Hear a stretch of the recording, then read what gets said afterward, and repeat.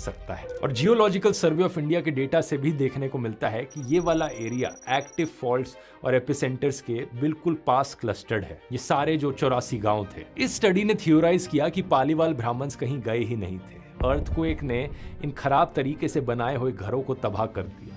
बहुत से लोग हेवी स्टोन ब्लॉक्स के नीचे दब गए और मास एक्सोडस वाली कहानी बाद में फोकलोर में ऐड की गई। लेकिन 1 साल बाद उसी जर्नल में एक रिबटल पब्लिश हुआ जिसने इस अर्थक्वेक थ्योरी को सिस्टमैटिकली तोड़कर रख दिया। इस पेपर में बताया गया कि अर्थक्वेक थ्योरी में सबसे बड़ी प्रॉब्लम यह है कि माइग्रेशन के टाइम पीरियड 1825 के आसपास कोई अर्थक्वेक रिकॉर्ड ही नहीं किया गया था। जैसलमेर में एक अर्थक्वेक 16 जून 1819 में आया था, यानी माइग्रेशन से 6 साल पहले, और अगला वाला 4 अप्रैल 1905 में आया, माइग्रेशन के 80 साल बाद। तो अगर अर्थक्वेक से लोग मरे तो ये अर्थक्वेक आया कब?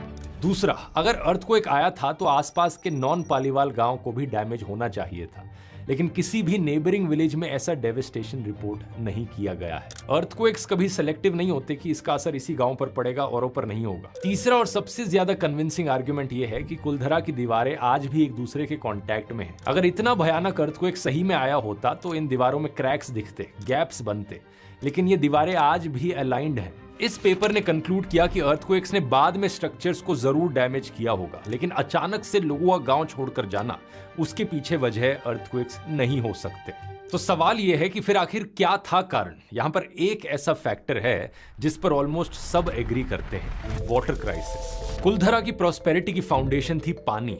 रेगिस्तान में फार्मिंग, ट्रेड, बैंकिंग, ये सब इसीलिए पॉसिबल था क्योंकि पालीवाल ब्राह्मण्स ने पानी का जुगाड़ कर लिया था। लेकिन सच बात यह थी दोस्तों कि इतना सोफिस्टिकेटेड सिस्टम बनाने के बावजूद भी ये सिस्टम अल्टीमेटली मॉनसून में हो रही बारिश पर डिपेंड करता था। और थार डेजर्ट में रेनफॉल हमेशा से अनप्रेडिक्टेबल